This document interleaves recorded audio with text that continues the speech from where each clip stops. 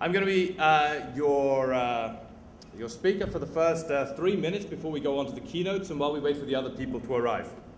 A couple of short announcements. So the first thing, we're going to be launching HITB Jobs today. HITB Jobs is basically a new portal, a new recruitment company, which was being put together by HITB in order to promote people who have hands-on experience.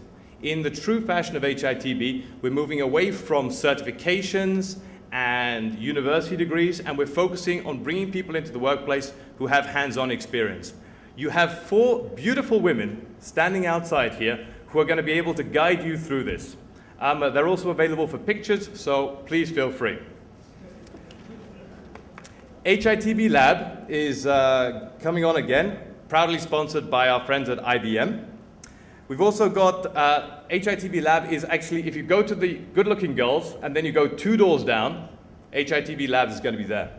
CTF, Weapons of Mass Destruction, looks beautiful this year. Some of the best new features that I've seen, a wonderful graphical display. They, again, are located directly next to the good-looking girls. We then have Ham Radio Village.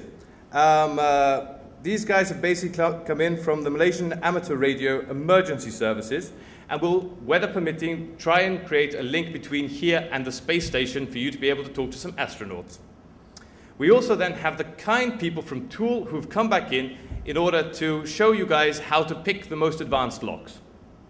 Now, that's about it for the announcements.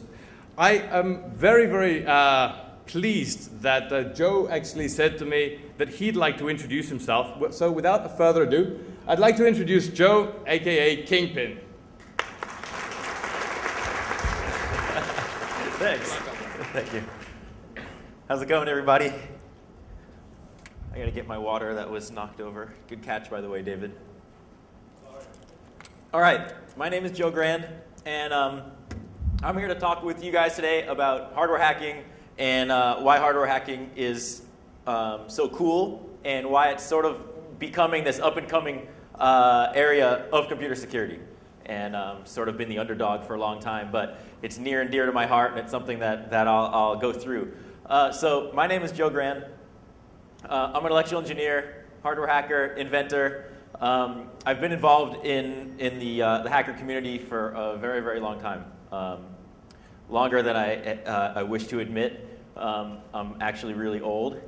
And let's see. I've been involved in electronics since I was about 7, and hardware has always been my thing. While everybody else is kind of playing around with software and network applications, I've always been a hardware guy. I've loved to tinker with hardware, to open it up, see how it works, design projects. I originally started reading like Nuts and Bolts magazine and Analog and Antic magazine to learn all about electronics and just build things hands-on. Because I think really the hands-on experience of working with things is really the important thing. So that actually ties into the HITB jobs. Is having hands-on experience, I think it is at least as important, if not more important, than the educational background, especially in the computer security industry. In the early 1990s, I was a member of a hacker group called The Loft, which was one of the early kind of hacker spaces, and there were 7 of us that would just hang out in a clubhouse, and we'd hack on hardware, we'd break windows, we'd set up networks, we'd do all these things. We had a bulletin board system, for those that remember modems. And it was just a place to hang out and explore technology without the risk of breaking somebody else's system or doing something illegal that could actually throw us in jail.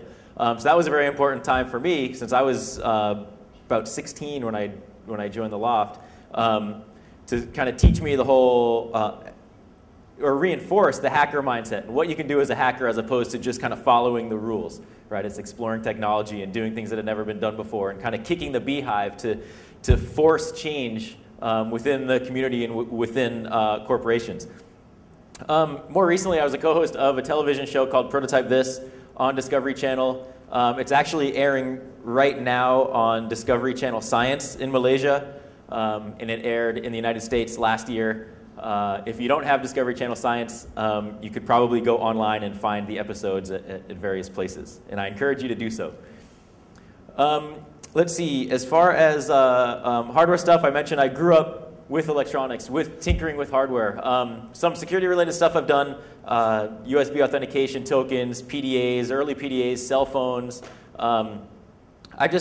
Anything security-related has security-related problems, and I'll go through some of that. So basically, the talk is about hardware hacking and hardware, but also, so I'm going to go through like the hardware hacking process, and then I'm going to go through an example of one of my favorite hacks and one of the most recent things that I've been involved in. But before we kick this stuff off, how many of you guys are software engineers or involved in doing software programming or software analysis? A few, okay. How about on the network side? Network design, network analysis, no? Hardware, you guys all hardware guys? Who does hardware? Who tinkers with electronics or anything? One guy, okay. I think some of you guys aren't telling the truth. But everybody's involved in the security industry, right? Yeah, okay, I think that's true. All right, so hardware products, technology, we're surrounded by technology. How many people have cell phones? Come on, now you have to raise your hands. Okay. Everybody has cell phones, everybody has laptops. You know, we take technology for granted these days, we use it all the time. Pretty much every product we use has electronics in it. And if it has electronics in it, it can be tampered with, it can be modified. A lot of times we're using hardware products for security-related applications. And most of the time, most users don't think about the security ramifications of that or what could be done when you tamper with the hardware. And that's great if you're a hardware hacker like me, going in to analyze products and find problems with products and share that information with people. But it's a little harder if you're on the design side, which I'm sure some of you guys are.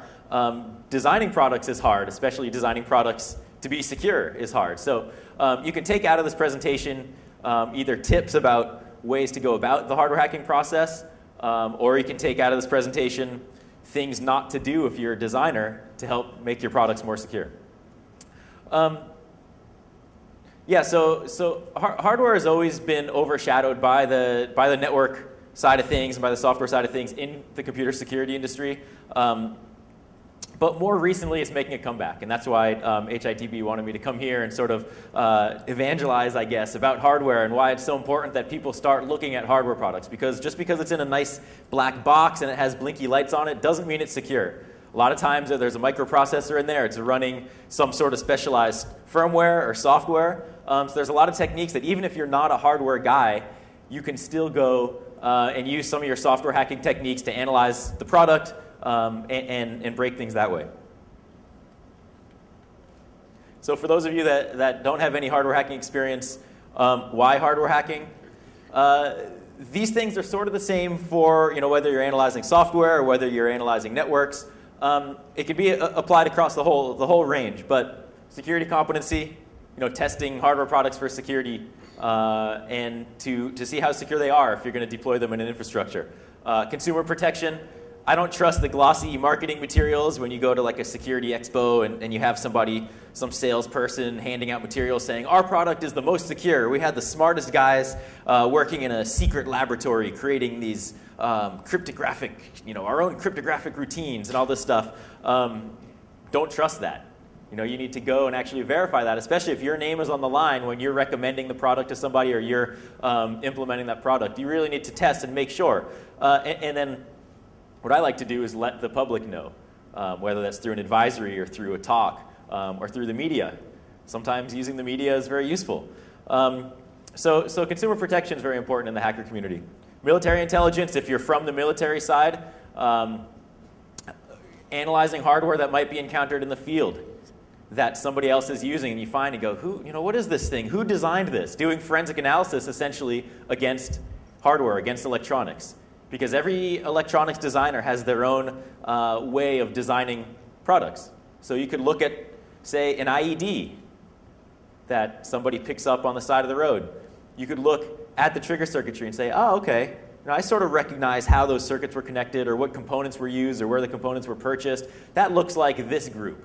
Or, oh yeah, this was done a little bit different. That might be this other group. Because I can look at boards designed by people I know and I can tell which one's which. education and curiosity sort of encompasses the rest of the hacker ethic. Is you do it because it's fun, you do it because you can learn something. Even if you're hacking